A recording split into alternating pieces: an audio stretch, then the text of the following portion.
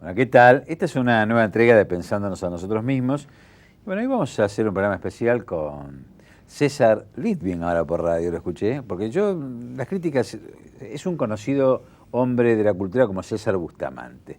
En algún programa yo lo llamé César Litvin, me lo criticaron, pero en su programa, El Gato Escaldado, veo que ahora lo llaman por el nombre correcto, que es el de César Litvin. Sí, el nombre de César Bustamante, que también es mi apellido real, Sí. segundo apellido, tiene que ver con, bueno, la larga historia de tantos que alguna vez tuvimos que ponernos algún Aditamento. aditamento para, bueno, para caminar por la Argentina difícil de los años 70. Argentina es difícil, pero una Argentina que estamos orgullosos de haber vivido, porque yo creo, César, que hemos tenido la dicha y el dolor de sentir que nuestro tiempo no pasó en vano. Nos habremos equivocado, habremos acertado, pero hemos peleado por lo mejor que creíamos. No, y sobre todo, a ver, somos privilegiados por haber sobrevivido, por estar acá para contarla. Hay muchísimos compañeros que pagaron con su vida aquellos terribles años que, bueno, jamás deberemos olvidar y siempre deberemos honrar en la memoria de todos aquellos que, por defender sus ideales de una patria que mereciera ser vivida, entregaron su vida o directamente fueron, bueno, cayeron en la hoz asesina de un ejército que renunció a ser nacional para convertirse en instrumento de los intereses más perversos, tanto nacionales como internacionales, allá por la década, fines de los 70, principios del 80, donde el mundo se transformó, el mundo cambió,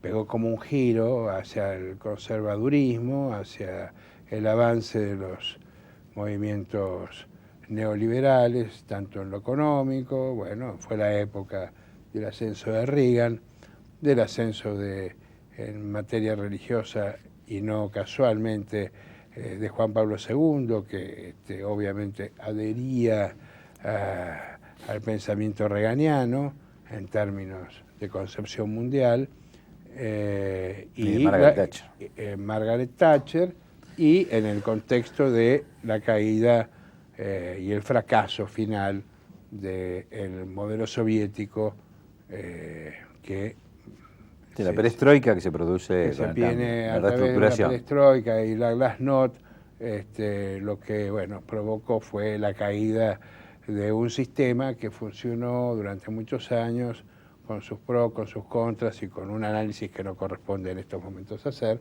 pero que era algo así como lo que compensaba el poderío, digamos, del desarrollo del capitalismo norteamericano como imperio dominante, y a veces a los pueblos de lo que en aquel momento se llamaba los pueblos del tercer mundo, hoy un término casi en desuso, casi arqueológico, aunque en cualquier momento lo podemos reflotar si queremos, la unidad de los pueblos de América, que hay que fortalecer más en momentos como puede ser también el comienzo nuevamente de aquel sueño que se corporizó en esa idea de los países del tercer mundo. Mucho más cuando hay crisis tan profundas en el norte, en ese norte que antes, bueno, éramos terceros porque había dos. Hoy por ahora hay como un solo mundo en el norte, aunque los rusos siempre tienen algún as debajo de la manga. Y la cuestión de poder. Ahora, vos sabés que estamos recordando nuestras épocas de los años 60, 70. Que fueron épocas de una Sudamérica que empezaba a reaccionar nuevamente, que empezaba a tratar de recuperar historias que ya habían pasado también en los 50, 45, 50, Perón, Getulio Vargas, ¿no? Es decir, toda esa etapa, Ibáñez, el ABC que había en ese momento Argentina, Brasil, Chile. Hay un volver a vivir en los 60, 70 que es masacrado. Y estamos ya a inicio del tercer milenio, cuando estaba terminando el anterior y principio de este tercer milenio, empiezan a aparecer fenómenos en esta América donde nuevos liderazgos y nuevas crisis nos vuelven a convocar y a desafiar. Irrumpe en la Argentina un ignoto sureño de una provincia poco conocida, de Santa Cruz, que de pronto con un 22% de los votos da vuelta a la Argentina, que es Néstor Kirchner, cuando las expectativas, bueno, veníamos de crisis en crisis, de golpe en golpe, y aparecen líderes de esta Sudamérica, uno de los cuales nos convoca hoy para hablar de él, que es Hugo Chávez Frías. Y luego dejaremos, para seguir conversando, si vos querés, el tema de la crisis, de la crisis vaticana, digamos, si hay una perestroika o no, o hay una reestructuración o no, que esto quiere decir esta palabra, de esta jerarquía vaticana que tiene una influencia cultural tan importante en nuestro continente. Pero empecemos por Hugo Chávez Frías. ¿Cuál es tu visión de este recientemente desaparecido líder suramericano, César? Realmente es una de las figuras más importantes que surgió en esta América de líderes emergentes, como orientados todos en un mismo tiempo histórico y en un mismo espacio geográfico hacia la construcción de un espacio soñado desde hace 2 siglos. Ese espacio soñado por Bolívar, por el Congreso Anfictiónico, por el propio San Martín y por la mayoría de los que fueron, o los que hoy llamamos los patriotas, que imaginaron un continente unido, por lo menos en el terreno de los países de habla hispana, que venían de la colonización española. Siempre el Imperio brasileño tuvo algún desajuste por razones que también sería largo comentar, pero digamos, además porque era funcional, mucho más funcional que cualquiera de los otros países, a los dictados del Imperio Británico. Gran parte de los conflictos y gran parte de la desunión, gran parte del fracaso de aquel proyecto de construir una gran nación americana, tienen obviamente a los ingleses como ideólogos y como ejecutores en algunas figuras claves, para nombrar a Lord Ponsonby, simplemente uno de ellos, y a Brasil como el territorio, el país y los ejércitos, en definitiva, que de alguna manera impidieron o generaron las situaciones negativas. Fueron funcionales al Imperio Británico y a la división de Sudamérica. Fueron funcionales y lo que lograron fue aprovecharse de las debilidades de los propios connacionales, digamos, debilidades o traiciones, como uno quiera llamarla, y lograron que lo que tendría que haber sido una patria extendida, por lo menos, si no toda Sudamérica, 2 grandes bloques quizás, lo que había sido el virreinato del Río de la Plata, por un lado, y después, bueno, todo lo que había sido la Gran Colombia, quizás como 2 primeros bloques que en algún momento podrían haberse unido en sus objetivos comunes y finalmente lograr una unidad que hubiera sido mucho más fácil que tratar de unir a 20 y pico, 30 y pico de países. Pero eso no fue posible. Al punto, siempre resulta terrible tener que decir que Bolívar no podía entender, y esto está en las cartas escritas por Bolívar, no podía entender, por ejemplo, el rechazo que hizo explícito Rivadavia de Tarija y del Alto Perú, que para Bolívar tenía que ser parte, seguir siendo parte integrante de lo que eran los viejos territorios del Virreinato de Río de la Plata. No lo podía entender, era algo que no le entraba en la cabeza, decía, lo explicaba, es inentendible.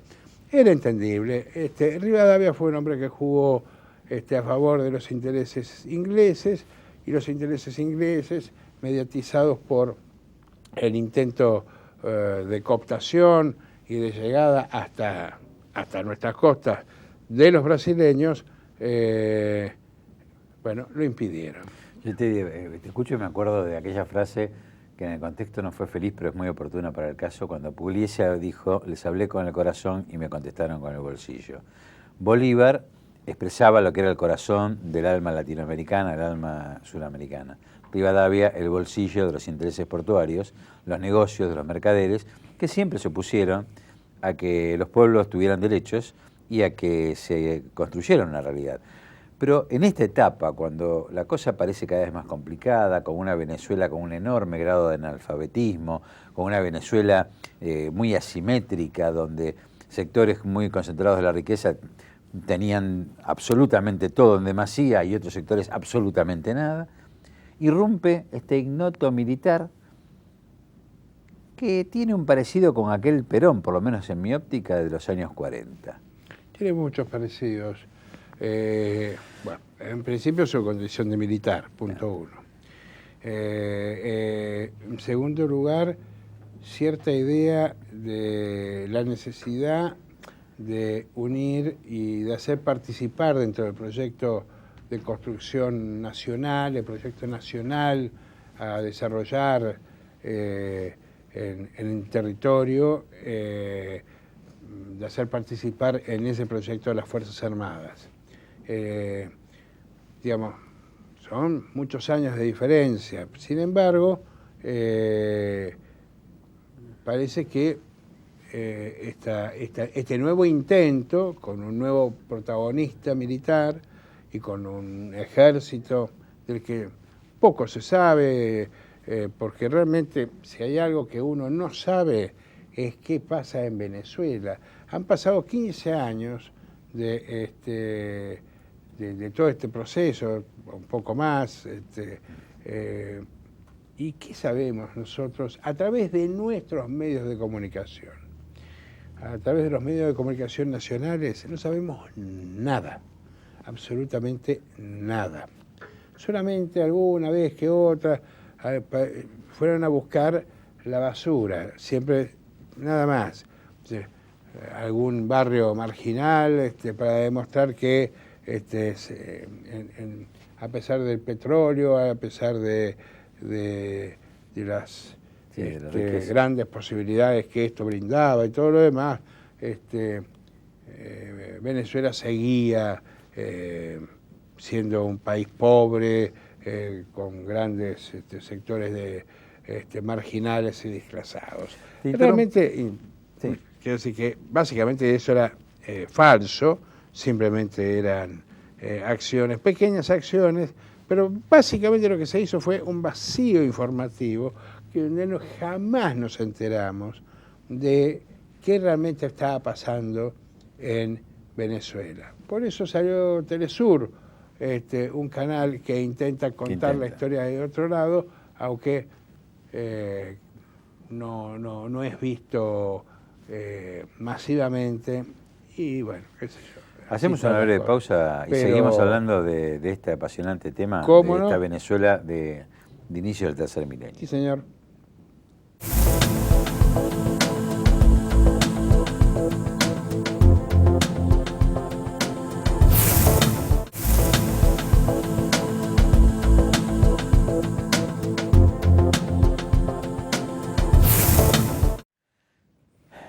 César, Hugo Chávez Frías. Hugo Chávez Frías me hace acordar a cosas como que uno naturalmente emparenta que le pasaron al peronismo. No pone en evidencia, estaba diciendo vos, que lo que parecía que no era posible, se podía mejorar la calidad de vida de los venezolanos en su conjunto y sobre todo los más postergados. Yo recuerdo la vieja anécdota de cuando se autoriza o se legisla pagar el aguinaldo, se armó un gran escándalo en Argentina porque decían que iba a quebrar todo el mundo, que era imposible pagarlo. Aguinaldo y vacaciones pagas. Y esto generó un crecimiento. Bueno, los grandes mitos que fue rompiendo Perón en su momento y los grandes mitos que fue rompiendo este Hugo Chávez, de un pueblo sin salud y con mucha riqueza, por ejemplo, ¿no? Contale un poco a nuestra audiencia tu mirada sobre esta gesta bolivariana, como la daba a llamar el comandante Hugo Chávez Frías. Sí, que es otro tema, lo de la gesta bolivariana, porque además, de alguna manera, Chávez lo que hace es rebautiza Venezuela. Hoy es la República Bolivariana de Venezuela. Pone a Bolívar como centro, como eje, como núcleo histórico, y de alguna manera como demandante histórico de lo que tiene que hacer el pueblo venezolano, sus sectores dirigentes, sus sectores empresarios. Es decir, es construir una Venezuela grande, desarrollando todas las cosas que puede hacer, que no es fácil, no es difícil. Y respecto del tema de, cuando hoy se analiza y dice, bueno, pero no logró salir del tema del petróleo. Esto es lo mismo que cuando se decía en la Argentina de los años 40, 50, que el peronismo no había avanzado en el terreno de las industrias pesadas, todo lo cual tampoco es cierto, porque se había comenzado a avanzar en el segundo mandato, iniciado en 1953, pero que obviamente quedó abortado con el golpe de la Revolución Fusiladora del 55. Pero lo cierto es que también se decía eso.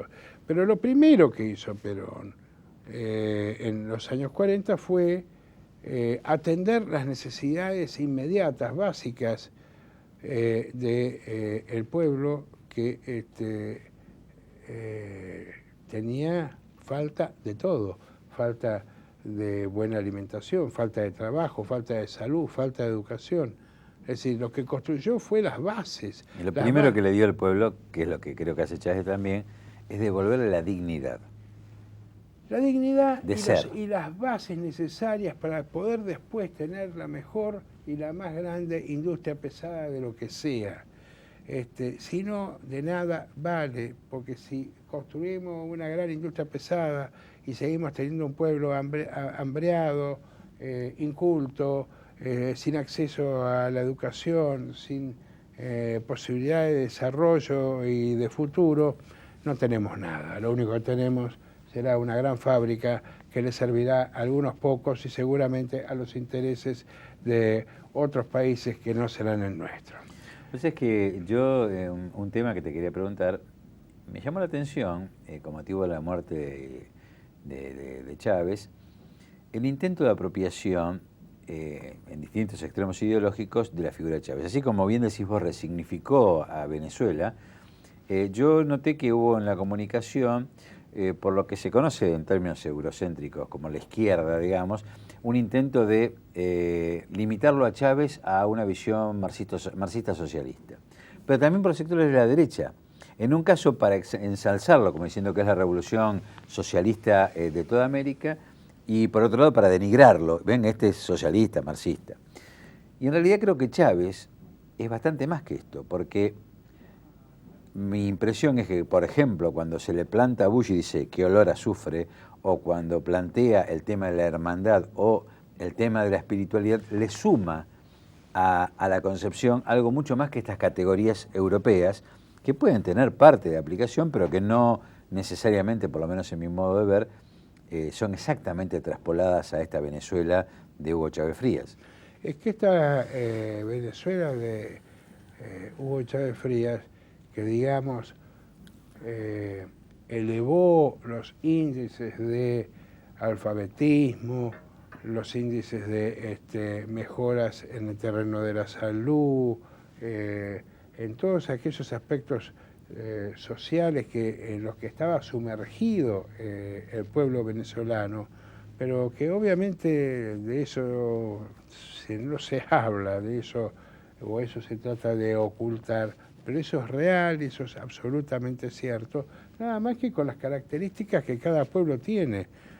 Tratar de que tengan las características de otras naciones, que es lo mismo que decir, bueno, pero mirá cómo se visten, y se visten porque se visten así, porque esa es su forma de vestir, esa es su cultura, esa es su forma de hacer las cosas. Y esto es lo más importante, es el respeto de la idiosincrasia de los pueblos, que en algún punto, y en América, tenemos enorme cantidad de posibilidades de ir uniendo nuestros proyectos. De eso, de alguna manera, se trató y se avanzó en varias oportunidades. La caída del ALCA fue el resultado de una acción conjunta en donde el aporte del comandante Chávez fue fundamental, con la decisión de Néstor Kirchner de patear el ALCA y darlo definitivamente por muerto. Cosa que es un triunfo de la región, es un triunfo de los países de la región sudamericana. Además de la contracumbre, de la cual participó también el comandante Hugo Chávez. Y en mi opinión, hay algo que tiene el comandante Chávez, que es, primero, un hombre culto, un hombre que ha leído, un hombre que no tiene solamente una verba natural producto de la nada.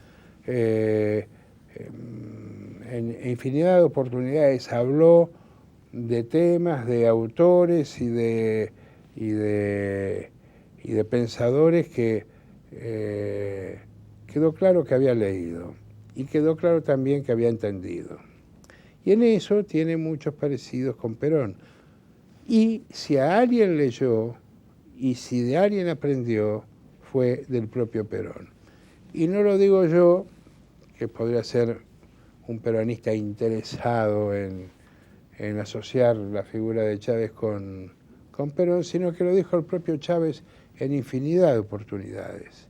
En el año 2008, en Caracas, viajó la presidenta Cristina Fernández de Kirchner para firmar una serie de convenios económicos de distinta índole, y en esa oportunidad, en el discurso de Hugo Chávez Frías, hay un momento extraordinario por lo sorprendente.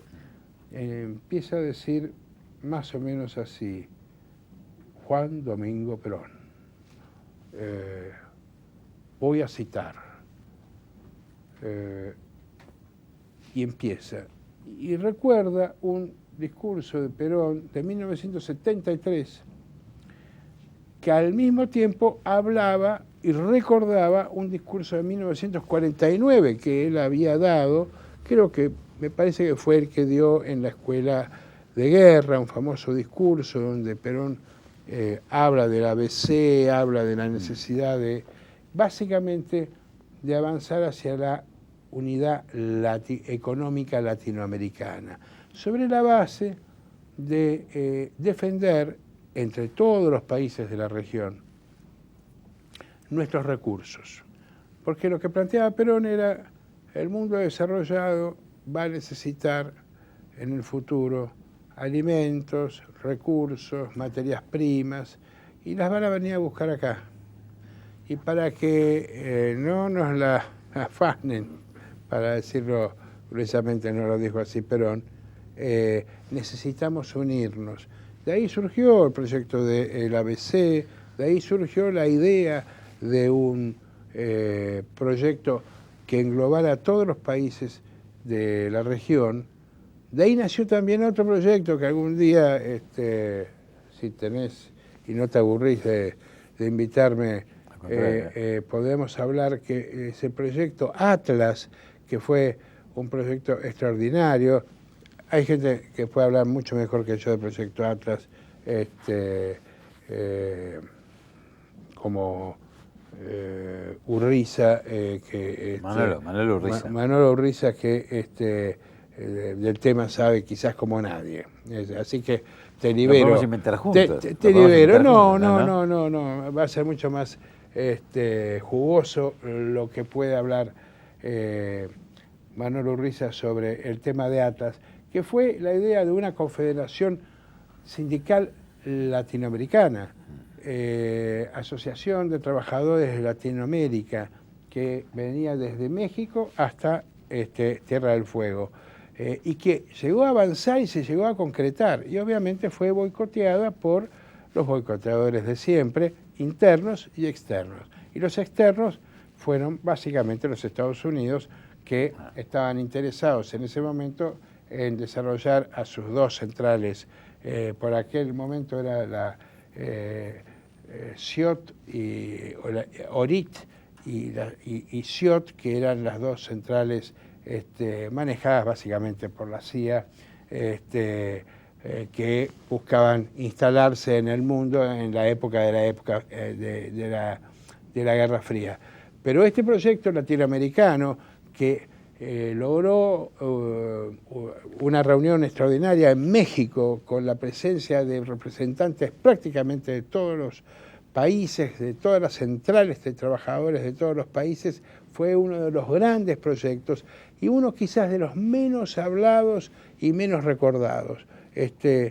No me quiero ir del tema de Chávez, pero quería recordar esto porque tiene que ver con toda esta idea de la integración. Y Chávez aprendió de todo esto. Y Chávez en ese discurso hablaba dice, esto del 49, del 73, es lo que ahora, decía, estamos tratando de construir. Somos nosotros los responsables de hacer realidad, porque quizás estamos en mejores condiciones y porque tenemos gobernantes en toda América que están en el mismo camino, con la misma idea, con el mismo espíritu, lo cual era absolutamente cierto, porque ya estaba Evo Morales, estaba Correa, Perú en ese momento estaba todavía, era en una situación un poco más ambigua, pero después, bueno, vino Ollantumala, independientemente... Alan García estaba, sí. Estaba Alan García. Pero en Chile estaba Bachelet, más allá de cierta hibridez que tienen los gobernantes chilenos, de todas maneras son parte de ese proyecto. Y hasta Colombia realmente que cambió gracias a la intervención de Néstor Kirchner y también a la decisión del propio Chávez de buscar un entendimiento con Colombia en un terreno bastante complicado, porque estaba en el medio toda una serie de acusaciones cruzadas por el tema de la FARC y todo lo demás. Te interrumpo un segundo, sí. Vamos a seguir conversando un ratito Sí. más. Te comprometemos para, en un próximo programa, hablar del Papa Francisco. ¿Cómo no? Es un tema realmente, seguramente, del que vamos a estar hablando por mucho tiempo.